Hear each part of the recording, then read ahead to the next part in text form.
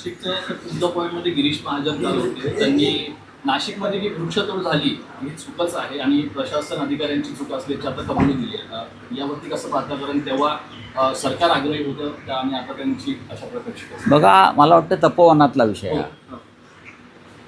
तपोवनातली वृक्षतोड होऊ नये. तपोवनाला हिंदू संस्कृती, रामायण, पुराण या संदर्भात एक महत्त्व आहे. प्रभू श्रीरामाच्या वास्तव्यानं पवित्र झालेली ती जागा आहे.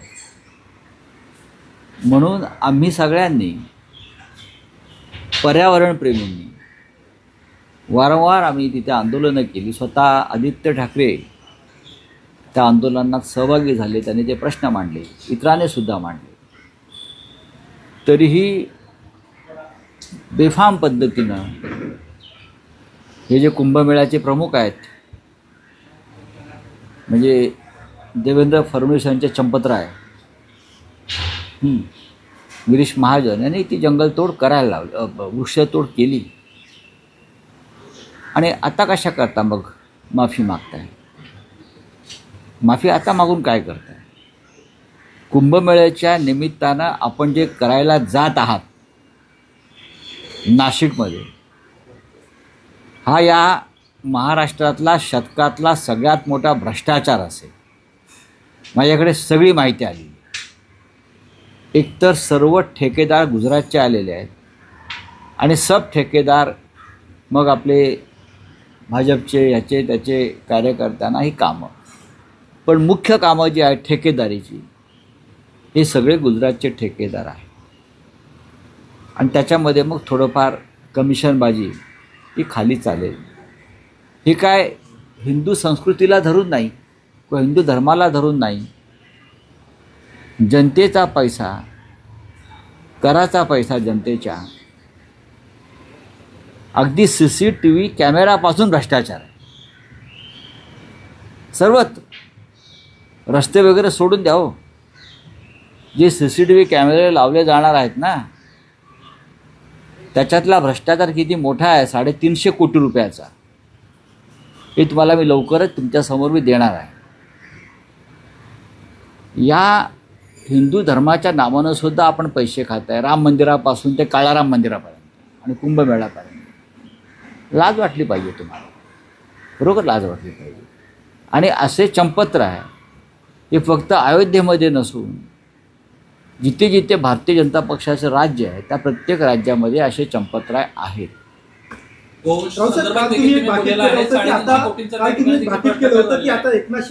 नाही, हा तुमचा विषय काय?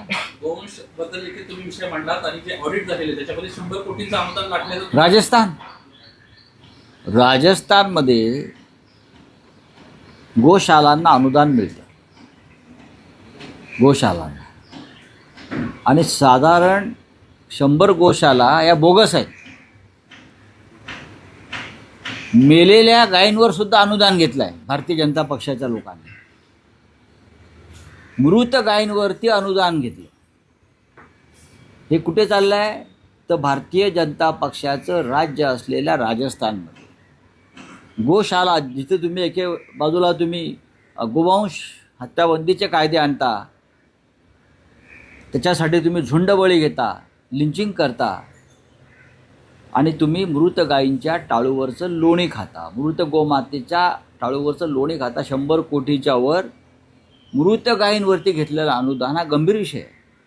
काय करतायत नरेंद्र मोदी, हिंदुत्ववादी किंवा सरसंघचालक मोहनराव भागवतजी, दत्ता होसबोलेजी, काय करतायत? काय हिंदुत्वाच्या नावानं जी लूट चालू आहे गोशाला, आणि या सगळ्या गोशालांची नावं जी आहेत ही श्रीराम आणि श्रीकृष्णाच्या नावानं आहेत. ठाकूरजी गोशाला, श्रीराम गोशाला, श्रीकृष्ण गोशाला, यादी आहे माझ्याकडे. आज मी लिहिलं आहे त्याच्यावर सामनामध्ये. कुठल्या प्रकारचं हिंदुत्वाचं मॉडेल आणि कोणत्या प्रकारचं हिंदू राष्ट्र तुम्ही या देशामध्ये राबवू इच्छिता? हे तुमचं हिंदू राष्ट्र.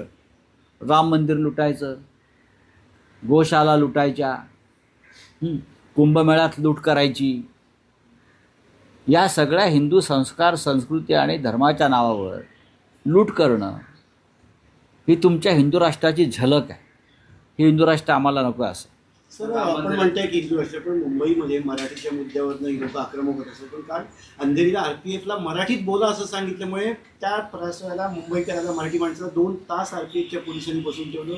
मराठीविषयी सुद्धा अशा पद्धती गळचेपी केली जाते का मुंबईत? नक्कीच देवेंद्र फडणवीस या महाराष्ट्राचे मुख्यमंत्री आहेत आणि ते वारंवार बोलत असतात. जरी ते अधूनमधून हिंदीत भाषण विधानसभेत करत असले तरी महाराष्ट्रात फक्त मराठीचीच सक्ती ही त्यांची विधान अलीकडच्या काळामध्ये त्यांनी जोरात केलेली आहे.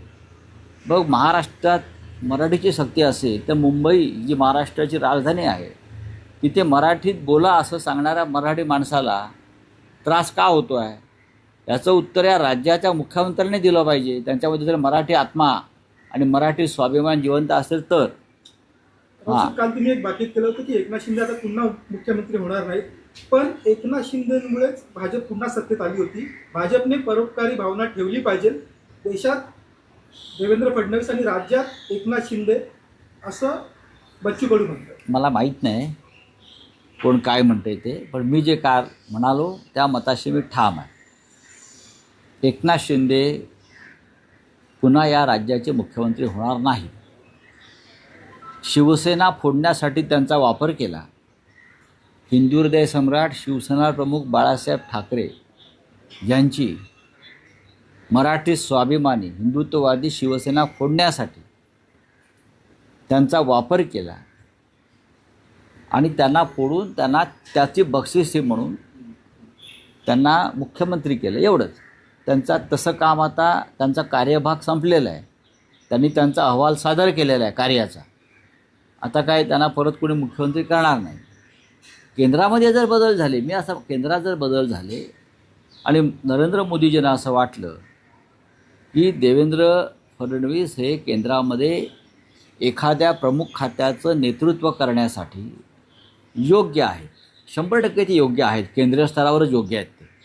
महाराष्ट्र त्यांच्या हातात आता राहिलेला नाही आहे. महाराष्ट्रात गुंडांचं राज्य सुरू झालेलं आहे. तर ते जर गेले, त्यांना अर्थ खातं मिळालं किंवा त्यांना HRD मिनिस्ट्री मिळाली तर फार महत्त्वाची खाती आहे ती. आम्ही तर म्हणू त्यांना 2029च्या आधी प्रधानमंत्रीपद त्यांनी मिळवावं. तर मग महाराष्ट्रामध्ये भारतीय जनता पक्षाचाच मुख्यमंत्री, ते बाहेरचे मुख्यमंत्री कशा करतील? भाजपची परंपरा नाही. एकदा केलं पक्ष फोडण्यासाठी ना, ते परत बाहेरचा जर एकनाथ शिंदे हे त्यांचा गट घेऊन विलीन झाले आणि त्यांनी सांगितलं मी भाजपाईच आहे ओरिजिनल, तुम्ही नंतर आलात, या भाजपची स्थापनाच मी केली, असं जसे ते म्हणतात शिवसेनेची स्थापना मी केली, मी शिवसेनेचा संस्थापक असं ते आता म्हणतात ना, तसं ते भाजपात गेले आणि त्यांनी सांगितलं देवेंद्र फडणवीस माझे कार्यकर्ते होते, बावनकुळे माझे कार्यकर्ते होते, नरेंद्र मोदी माझे कार्यकर्ते होते, अमित शाह कलका बच्चा आहे, त्यांना काय कर, असं जर त्यांनी जर काय भूमिका मांडली की मी भाजपचा जन्मदाता आहे, तर त्यांना कदाचित भाजपमधून मुख्यमंत्री मिळू शकेल. पण आत्ता बाहेर राहून त्यांना काही मिळणार नाही. भारतीय जनता पक्षामध्ये मूळ भाजपचे असलेले असे अनेक लोक आहेत. त्यांचा विचार होईल. काल मी चंद्रशेखर बावनकुळेजी यांचा उल्लेख केला, तर ते अधिक सक्षम नेतृत्व करू शकतात असं मला कायम वाटतं. पुन्हा भाजपच्या लोकांना जे गेलेले आहेत त्यांना परत आणण्याचा प्रयत्न सुरू आहे का? कारण खडसे स्वतः बोलतात की मला अमित शहानी फोन करून बोलवलेलं होतं. मला माहीत नाही. बघा, हा त्यांचा काय व्यक्तिगत अंतर्गत विषय असतो, त्याच्यावर आम्ही का बोलावं. नरेंद्र मोदीच्या गिरीश महाजनसंदर्भात गिरीश महाजन अनेक प्रश्न असताना ते सध्या परदेश वारी करतायत. निकृष्ट दर्जाचे पुरस्कार सध्या मिळतात त्यांना. बघा, तुम्ही जर ईदी अमीनचा फोटो पाहिला असेल, ईदी अमीनच्या आणि हिटलरच्या युनिफॉर्मवर सगळ्यात जास्त मेडल्स होते. पहा तुम्ही त्यांचे बघा तुम्ही. ईदी अमीनचा कोणताही फोटो काढा, हिटलरचा फोटो काढा, सद्दामचा फोटो काढा, तुम्ही कोणताही हुकुमशहाचा फोटो काढला तर त्याच्या युनिफॉर्मवर असे नुसते मेडल लटकत असतात. तुम्ही पाकिस्तानच्या जनरल मुनीरच्या कपड्यावरती बघा, किती युद्ध कधी करतात, मेडल कधी मिळतात, कसले मेडल, कसले पुरस्कार. देशात काय चाललं आहे? सोनम वांगचूक गेल्या 14 दिवसापासून उपोषणाला बसलेले आहेत. सोनम वांगचूक हा हिमालयाचा सुपुत्र 14 दिवसापासून नीट परीक्षेच्या घोटाळ्याविरुद्ध धर्मेंद्र प्रधानच्या राजीनाम्यासाठी उपोषणाला बसलेला आहे. पद्मश्री, आंतरराष्ट्रीय कीर्तीचे पर्यावरण तज्ज्ञ, आणि सरकार त्यांची साधी दखल घेत नाही, मेडल कसले फिरवत आहे. 14 दिवस झाले. अण्णा हजारे 11 दिवस उपोषणाला बसले होते. काँग्रेस पक्षानं धावाधाव करून त्यांचं उपोषण सोडलं. अनेक शिष्टमंडळं गेली, अनेक केंद्रीय मंत्री गेले, पण सोनम वांगचूकला जंतर मंतरला मरू देण्यासाठी सरकार प्रयत्न करत आहे. सरकार लक्ष देत नाही. इतकं निर्घृण आणि निर्दय सरकार जगाच्या इतिहासात झालं नसेल. सर, विनायक राऊत आणि त्यांच्या मुलावरती गंभीर आरोप केले. बघा, त्यांच्या आता- मुली सुनेकडनंच हे आरोप बघा, हा त्यांचा एक विषय वेगळा आहे. मला वाटतं त्याच्यावर त्यांनीच बोलायला पाहिजे. ज्या विषयाविषयी माझ्याकडे माहिती नाही. हा काय राजकीय विषय नाही आहे. हा त्यांचा एक कौटुंबिक विषय आहे. विरोधकांकडनं राजकीय बनवलं जाऊ शकतं. नाही, बनवू द्या. विरोधक कोणत्या विषयाला राजकीय वळण देऊ शकतात, पण मला वाटतं स्वतः विनायक राऊत या विषयावरती बोलण्यासाठी समर्थ आहे. गुन्हा ठाण्यामध्ये नोंद करण्यात आली. म्हणूनच संशयास्पद आहे. सर्वोच्च न्यायालयाने विरोधी कायद्याच्या अनुषंगाने कारवाई व्हायला पाहिजे असं त्याचं सुनेचं म्हणणं आहे. कारण त्या संदर्भात अनेक दाखले त्या सुनेने नाही, मी अजून ते FIR वाचली नाही. मला आता कोणीतरी त्याची माहिती दिली आणि आता तुम्ही सांगताय. संशयास्पद पण का ठाण्यात म्हणतात? संशयास्पद असं का म्हणतं? नाही, ठाण्यामध्ये अशा प्रकारचे गुन्हे दाखल होऊ शकतात. ठाण्यामध्येच हिंदी में काय आहे नाही. सर्वोच्च न्यायालयाने राज्य सरकारला पुन्हा एकदा फटकारलंय. जामीन अर्जाला कडाडून विरोध हा राज्य सरकारकडून केला जातो. मात्र लवकर सुनावणी होण्यासाठी सुस्पष्ट आज मी पाहिलं ते मग आमची सुनावणी का होत नाही 4 वर्ष? तुम्हाला जर विलंब खटल्याना होतोय सुप्रीम कोर्टला, त्याची चिंता वाटत असेल, मग गेल्या 4 वर्षापासून शिवसेना चिन्ह आणि पक्षासंदर्भात जी याचिका घेऊन आपल्या दारामध्ये उभी आहे, डोकं फोडते आहे, याचना करते आहे, त्या संदर्भात सर्वोच्च न्यायालयानं दखल का घेऊ नये? म्हणजे उपड्या घड्यावर पाणीच. चला, जम्मू काश्मीरमध्ये उमर अब्दुल्लाने आरोप केले सरकार पाडण्याचा प्रयत्न. 40 कोटींचा तिथं ऑफर केलेत आमदारांना. बघा, तामिळनाडूचं सरकार पाडण्याचा प्रयत्न झाला. 35 कोटी टी के पक्षाचे आमदार आणि त्यांना पाठिंबा देणाऱ्या आमदारांना 35 कोटी रुपये द्यायचे. ते रेकॉर्डवरती आलं आहे. महाराष्ट्रात तेच झालेलं आहे. पश्चिम बंगालमध्ये तेच झालं.